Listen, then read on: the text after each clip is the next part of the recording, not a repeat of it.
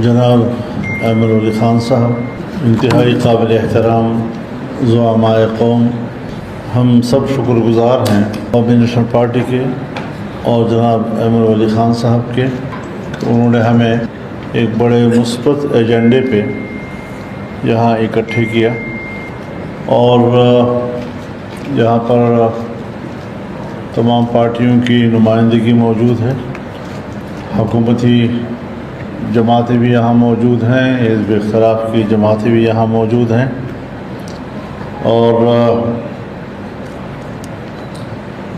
اپنے اپنے خیالات اور اپنے اپنے تجاویز جس انداز میں پیش کر رہے ہیں یہ حوصلہ افزا ہے۔ ایسی مجالس ہونی چاہیے کہ جہاں ہم کھل کر کچھ باتیں کر سکیں۔ جو کچھ میں اپنے انتہائی قابل احترام دوستوں کی گفتگو سے سمجھا ہوں، آپ تمام حضرات چھوٹے صوبوں میں بدامنی کی صورتحال کو اہمیت دے رہے ہیں اور اس میں کوئی شک نہیں ہے کہ ریاست کی اولین ذمہ داری وہ انسانی حقوق کا تحفظ ہے۔ انسان کے جان، اس کے مال اور عزت و آبرو کا تحفظ یہ ریاست کی ذمہ داری ہے، اور صوبہ خیبر پختونخوا ہو، بلوچستان ہو یا صوبہ سندھ ہو، تینوں صوبوں میں نہ دن میں اور نہ رات میں عام آدمی محفوظ ہے، نہ اس کی جان محفوظ ہے، نہ اس کا مال محفوظ ہے، نہ عزت و آبرو محفوظ ہے۔ اندھیر نگری ہے، اور بالخصوص جو ہمارے قبائلی علاقہ جات ہیں وہ تو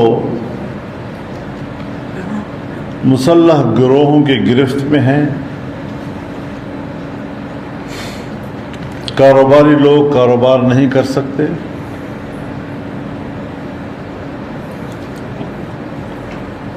اگر کنسٹرکٹر ہیں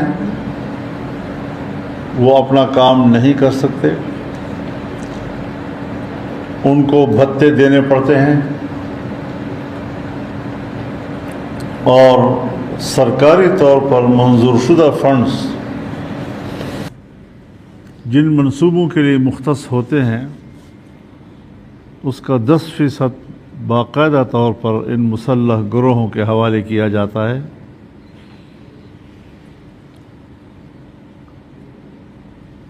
ایسی صورتحال میں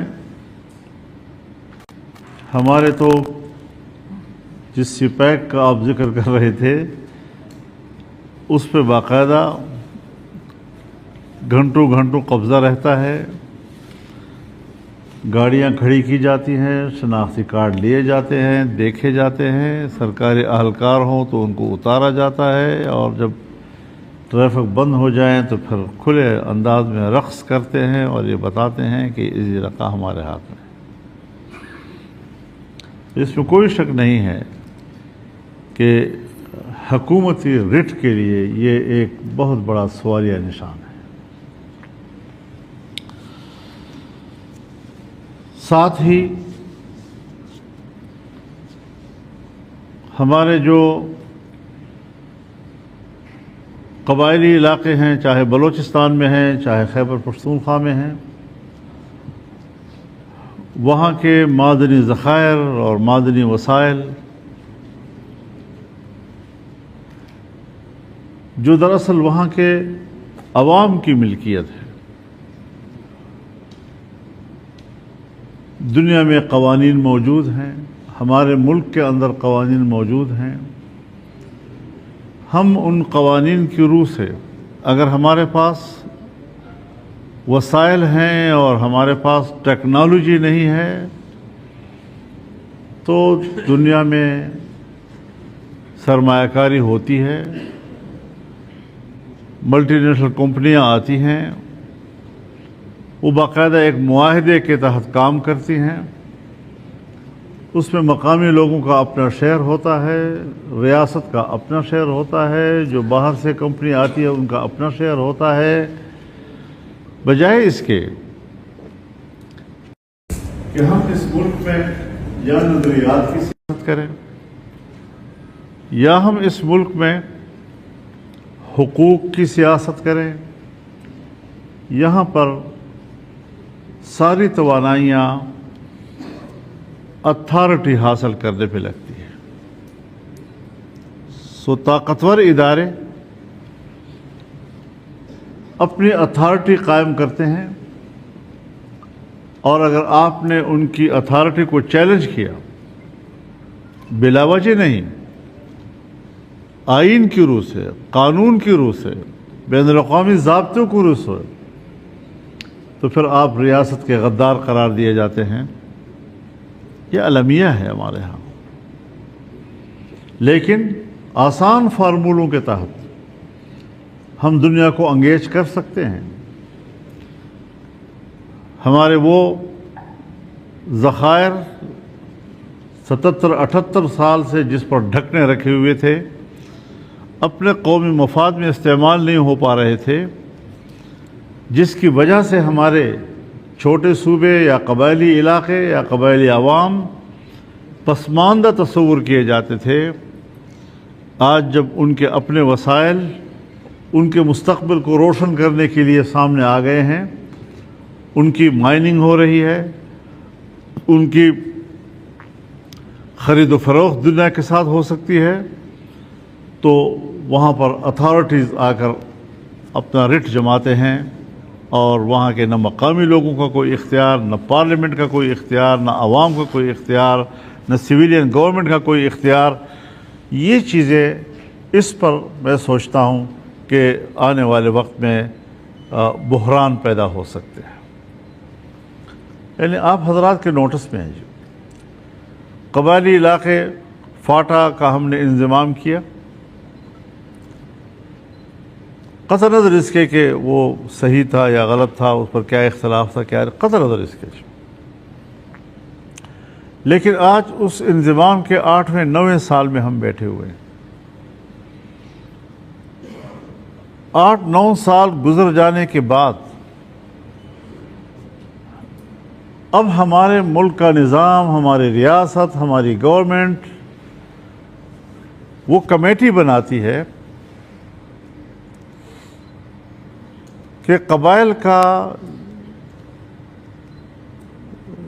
جرگہ سسٹم دوبارہ بحال کیا جائے۔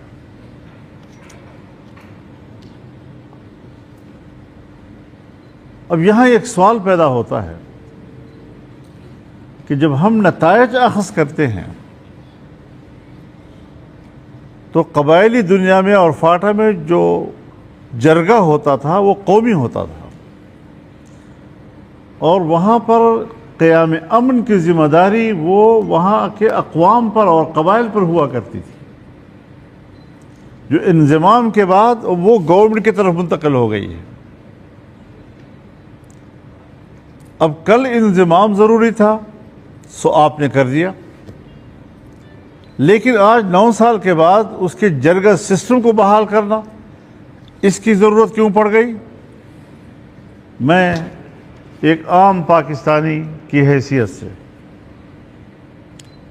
یہ تاثر لے رہا ہوں، اگر میں غلط ہوں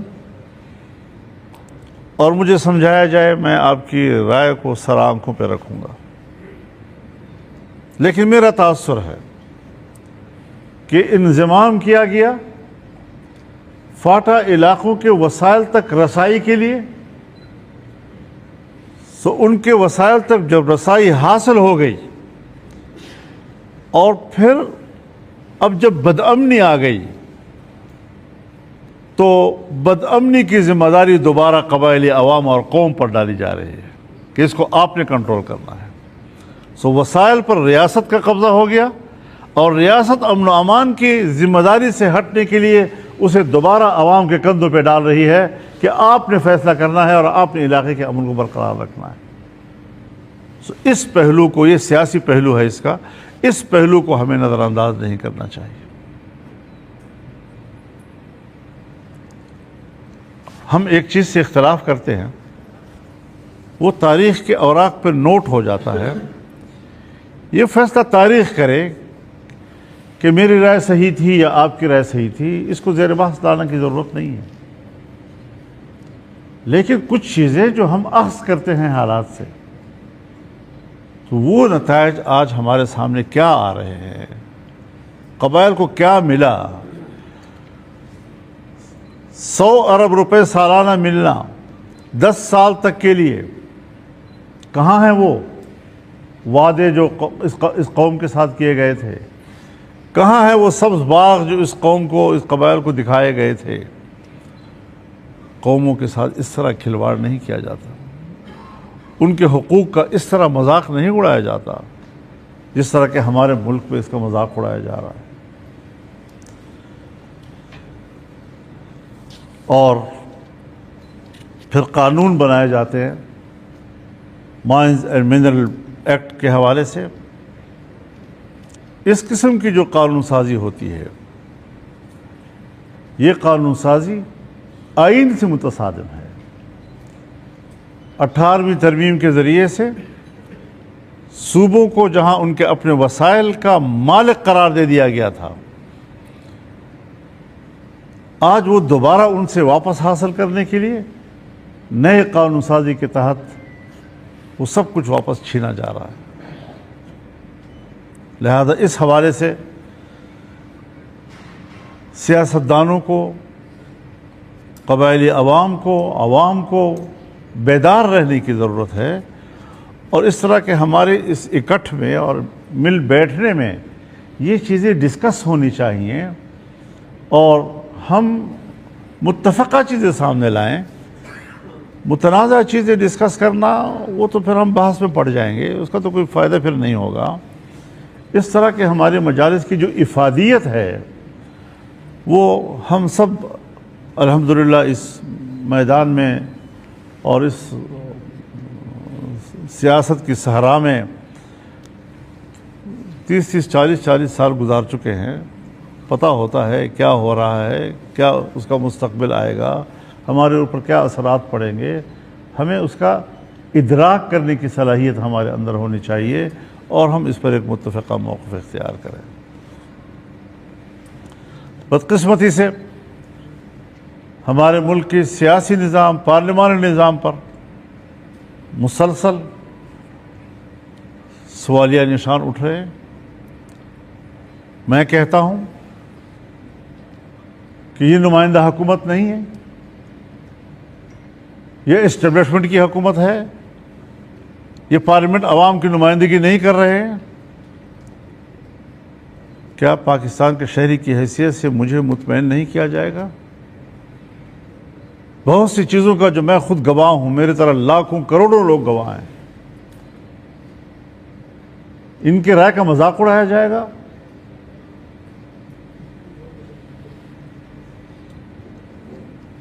کیا نتائج حاصل کرنا چاہتے ہیں؟ اس سے تو بغاوتیں پیدا ہو جائیں گی۔ عوام کے ووٹ کے حق پر ڈاکہ ڈالنا، یہ نہ کل جائز تھا، نہ آج جائز ہے، نہ آئندہ جائز ہے۔ آج تو ہم اختلاف کر رہے ہیں، پرامن مارچ کر رہے ہیں، جلسے کر رہے ہیں، اجتماعات کر رہے ہیں۔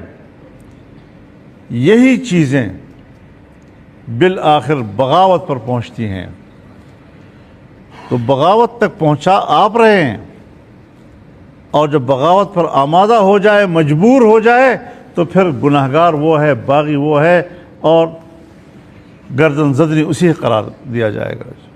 یہ بھی ناجائز بات ہے۔ نظام کو ٹھیک کیا جائے، اس کو سیدھا کیا جائے، اس پر میرا اور آپ کا کوئی اختلاف رائے نہیں ہے، اور ہم بڑے سلیقے کے ساتھ ایک دوسرے کے ساتھ اس پر ڈیبیٹ کر سکتے ہیں۔ ہمارے ہاں نیشنل ایکشن پلان کی بات کی جاتی ہے۔ نیشنل ایکشن پلان کی منظوری کے وقت میں اس اجلاس میں موجود تھا بنفس نفیس موجود تھا. اس کے کچھ حصوں سے ہم نے اختلاف کیا تھا. ہمارے اعتراضات نہیں سنے گئے اور ہم اپنے اس موقف پر قائم ہیں. نیشنل ایکشن پلان کے ان حصوں کو کہ جس کو ہماری نظر میں امتیازی قانون تعبیر کیا جا سکتا ہے، ان امتیازی حصوں کو نکالا جائے.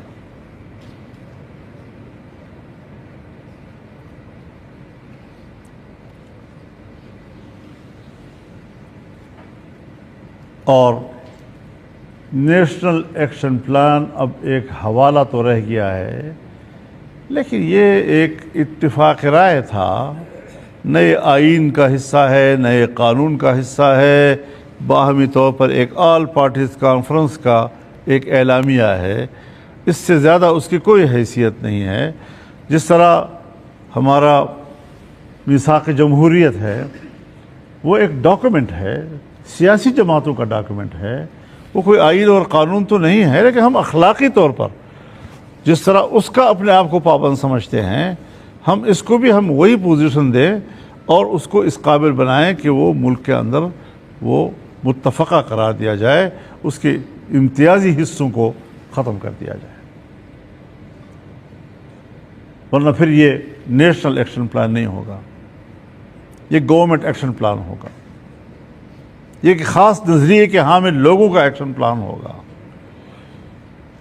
یہ اجتماعی رویوں کے نام نہیں ہوگا پھر. سو اس حوالے سے بھی بجائے اس کے کہ ہم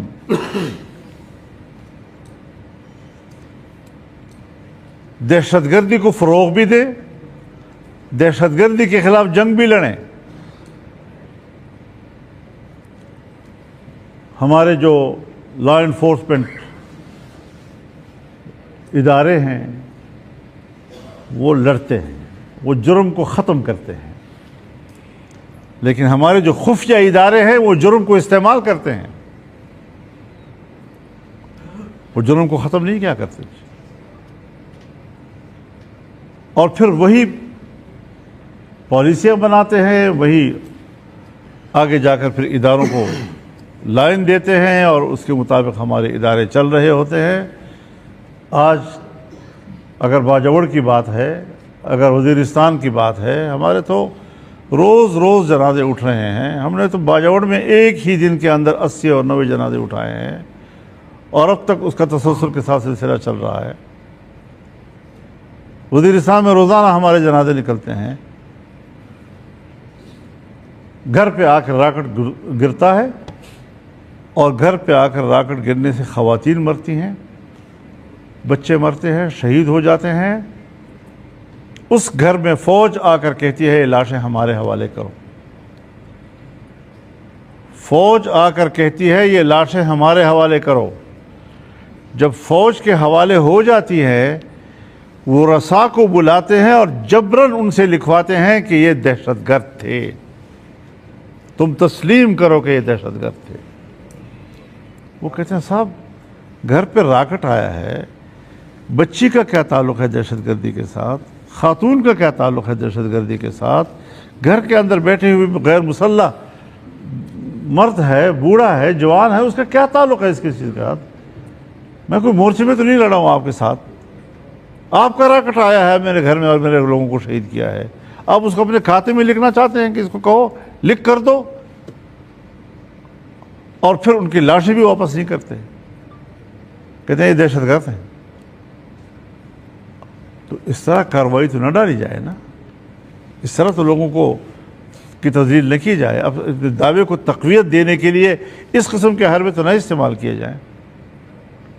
یہ سارے مشاہدات دن رات ہم دیکھ رہے ہیں، ہمارے حالات پہ کیا ہم پہ کیا گزر رہی ہے.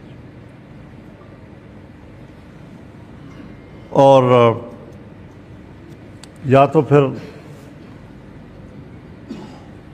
خوشحالی لانے کے لیے، امن لانے کے لیے ایک مستحکم قسم کا اکنامک پلان ہونا چاہیے، نیشنل اکنامک پلان ہونا چاہیے ہمارا، تاکہ ہم تمام صوبوں کے لوگ ہر علاقے کا عوام، اس کے آنے والی نسلیں، ان کے بچے مطمئن ہو جائیں کہ یہ ہمارے ریسورسز ہیں، ہم اس کے مالک ہیں اور یہ اس کے منافع جو ہمیں مل رہے ہیں۔ میں تو ہر وقت اس بات سے ڈرتا ہوں کہ مجھے محروم کیا جا رہا ہے، مجھے محروم کیا جا رہا ہے۔ تو محرومیتیں تو پیدا کی جا رہی ہیں، محرومیتوں کو تو فروغ دیا جا رہا ہے۔ جب محرومیتوں کو فروغ ملے گا تو پھر دہشت گردی بھی اٹھے گی۔ تو یہ ساری چیزیں ہمیں ایک نیشنل ڈائیلاگ کی طرف لے جا رہی ہیں۔ آئیں ہم ڈیبیٹ کریں، قومی سطح پہ بات کریں۔ مجھے اچھی لگی ہیں باتیں جب میرے دوستوں نے کہا کہ فوج سے بھی بات کی جائے، بیوروکریسی سے بات کی جائے، عدلیہ سے بات کی جائے، سیاستدان بیٹھے، پارلیمنٹ بیٹھے، ہم سب مل کر ایجنڈا طے کریں، ہمارے مسائل کیا ہیں، اس کی فہرست بنائیں، اس پر بات چیت کریں اور اس کو حل کریں۔ صرف یہاں بیٹھ کر سردار لشکر علی خان نے کہا کہ جی کس سے مطالبہ کر رہے ہو، صحیح سوال ہے۔ اس طرح ہم آپس میں بیٹھ کر مطالبات بناتے ہیں، کس سے مطالبہ کر رہے ہیں؟ جو اتھارٹیز ہیں اس کے خلاف تو ہم احتجاج پہ آ گئے، مارچ کر رہے ہیں، گورنمنٹ ادھر بیٹھی ہے، ہم ادھر بیٹھے ہیں، ریاستی ادارے پنڈی میں بیٹھی ہیں، سیاسی ادارے اسلام آباد میں بیٹھی ہیں۔ تو جب فاصلے ہوں گے، ہم ڈائیلاگ نہیں کریں گے، بات چیت نہیں کریں گے، تو کدھر سے معاملہ حل ہوگا؟ تو ہمیں نیشنل لیول کا ڈائیلاگ کی طرف بھی جانا ہوگا، ہمیں نیشنل لیول کا اکنامک پلان بھی بنانا ہوگا تاکہ ہم ہر صوبے کے، ہر خطے کے، ہر علاقے کے عوام کو مطمئن کر سکیں۔ اور پھر یہ جو بدامنی ہے، اس کے پیچھے جو عوامل ہیں اور گہرے عوامل ہیں، جس تک رسائی ہر پاکستانی کا ہمت نہیں ہے کہ وہاں تک ادراک حاصل کر سکے، اس کو ڈھونڈیں ہم۔ اگر میرے شکوک و شبہات ہیں، بجائے اس کے کہ مجھ سے ناراض ہوں، مجھے اس کی سزا آپ دے، مجھے مطمئن کریں۔ میرا حق ہے کہ میں آپ سے مطالبہ کروں کہ مجھے مطمئن کریں۔ تو یہ میسج ہماری طرف سے واضح طور پر جانا چاہیے کہ ہم نہ افہام و تفہیم کا انکار کرتے ہیں۔ سیاسی آدمی کب افہام و تفہیم کا انکار کرتا ہے؟ سیاسی آدمی کب ڈائیلاگ کا انکار کرتا ہے؟ مذاکرات کا کب انکار کرتا ہے؟ کسی مسئلے کے سیاسی حل کا کم از کم سیاستدان تو انکار نہیں کر سکتا۔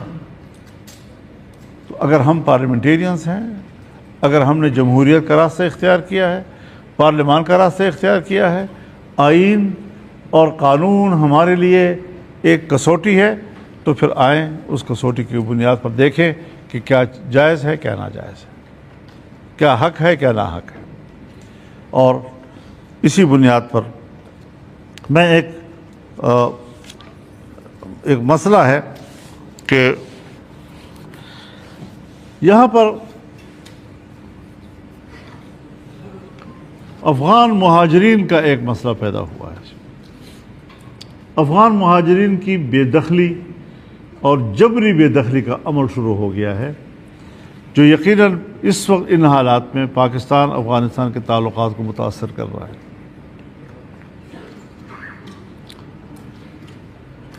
جب طالبان کی حکومت نہیں تھی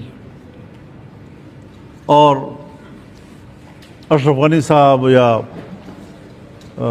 کرزئی صاحب ان کی گورنمنٹ تھی، تو اس وقت بھی یہ مسئلہ اٹھا تھا، 2016-17 میں بھی یہ مسئلہ اٹھا تھا۔ اس وقت ایک اعلیٰ سطحی میٹنگ ہوئی تھی اور اس میں ہم نے ان سے یہ گزارش کی تھی کہ افغان مہاجرین کی آپ کیٹیگریز طے کر لیں۔ کتنے افغان ہیں جنہوں نے 30-40 سال تک پاکستان میں سرمایہ کاری کی ہے، اور کتنے بینک ہیں کہ اگر افغانی وہاں سے پیسہ نکالے گا تو وہ دیوالیہ ہو جائیں؟ اگر وہ پاکستان میں سرمایہ کاری کر رہے ہیں اور اس کا پیسہ پاکستان کے اندر گردش کر رہا ہے اور میرے پیسے کی بڑھوتری کا ذریعہ بن رہا ہے، میں اپنے ملک کے مفاد کو بھی دیکھوں، تو اس کیٹیگری کو آپ الگ رکھ لیں اور ان کو آپ برات دیں۔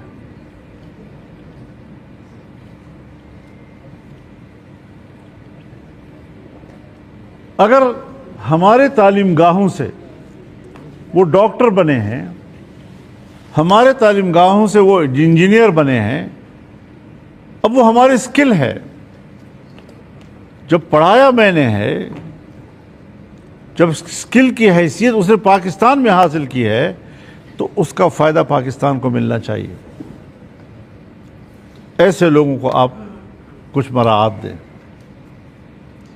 انسانی حقوق کو سامنے رکھتے ہوئے جو نوجوان ابھی پڑھ رہے ہیں، اگر وہ مڈل میں ہے یا وہ میٹرک میں ہے یا وہ ایف اے کر رہے ہیں اور ایک دم آپ ان کو نکال دیں گے، وہاں کا نصاب بالکل مختلف ہے، تو وہ تو پھر ابتدا سے الف ب شروع کرے گا وہاں پر. تو آپ ان کی تعلیم کو تحفظ دیں، اس کے لیے الگ پالیسی بنائیں. عام لوگ جو کیمپوں میں رہ رہے ہیں ان کے لیے آپ ایک الگ اسٹریٹجی بنائیں.